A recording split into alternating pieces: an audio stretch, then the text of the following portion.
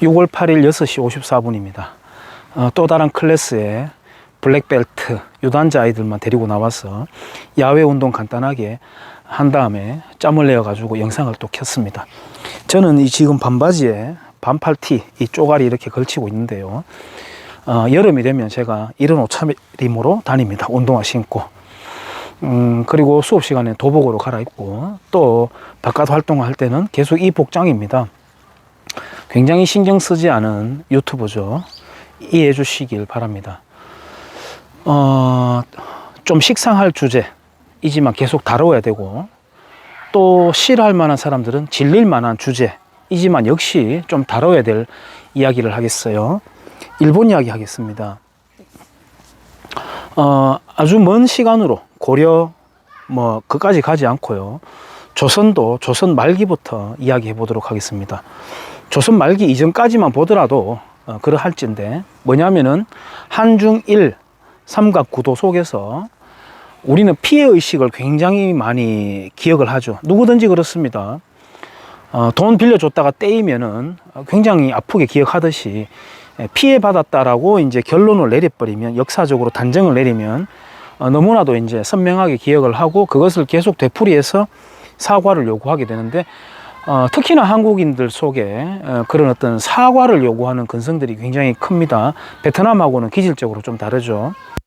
근데 어쨌든 조선 말기부터만 보겠습니다. 말기 그 전에 보더라도 중국이 이 땅에 입힌 피해가 크지만 말기부터 보겠습니다.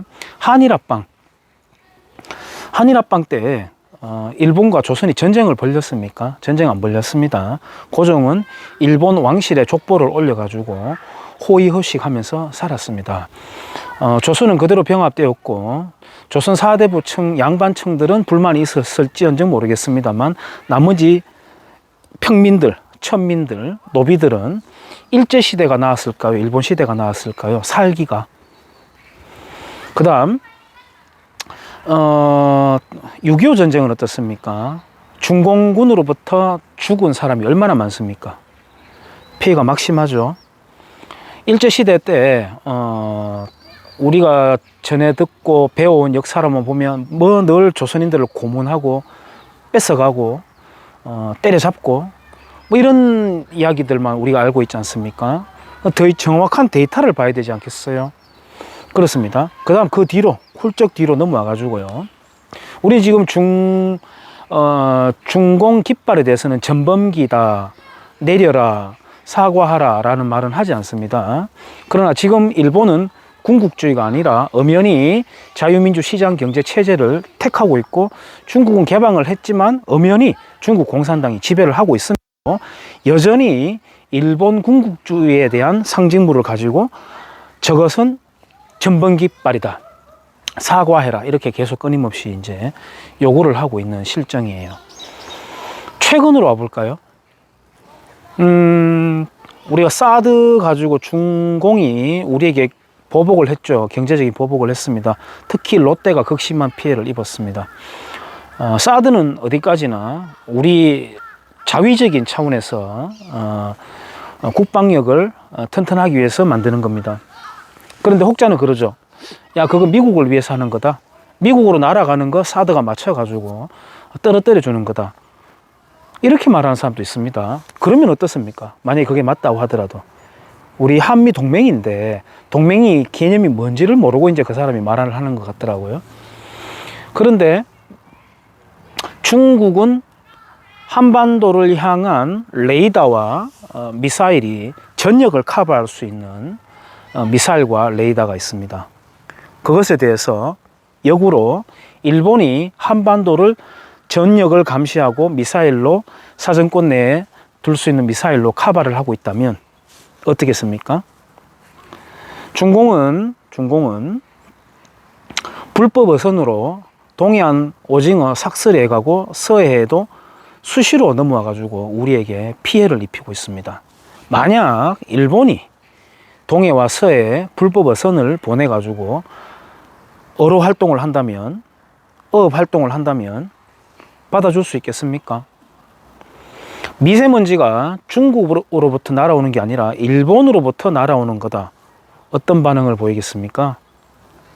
지금 정치 방역질이든 어쨌든 간에 어쨌든 바이러스가 우한이라고 하는 중국에서부터 비롯된 게 아니라 일본, 일본 예를 들어서 뭐 히로시마나 또는 오사카로부터 왔다고 한다면 어떤 반응을 보이겠습니까? 답이 나오죠.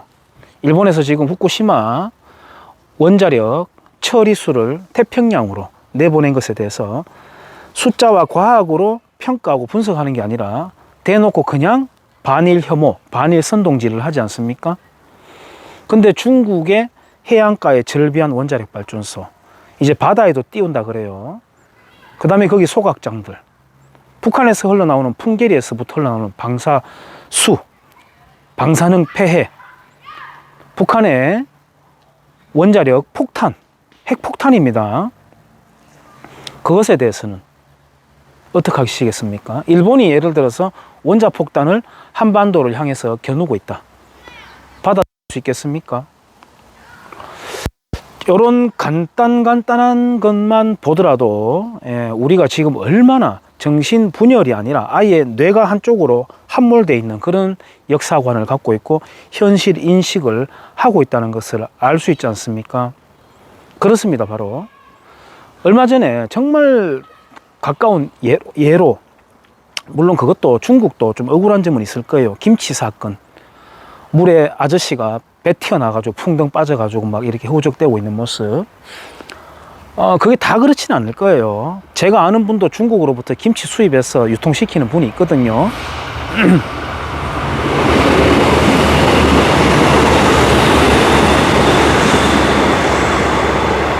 얼마 전에 얘기를 들어보니까 억울한 이야기가 참 많더라고요. 예, 그렇지만 어쨌든 만약에 그런 일본에서 한국으로 수출하는 김치나 어떤 식품 중에서 만약 그런 식으로 처리하는 동영상이나 사진이 알려졌다면 한국인들의 반응은 어땠을 것 같습니까? 그렇죠.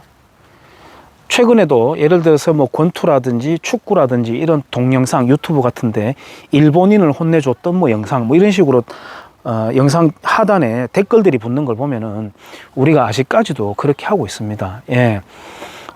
저는 반일 감정은 열등감이라고 생각해요. 열등감.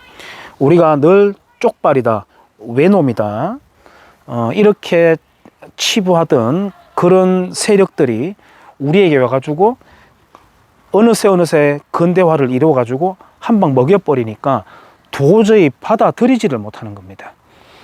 중국으로부터는 너무나도 오랜 세월 동안 두들겨 맞아와가지고 마치 스톡홀름 신드롬에 따른 그런 정상처럼 현실 파악을 못하게 되는 그런 상황이라고 생각합니다.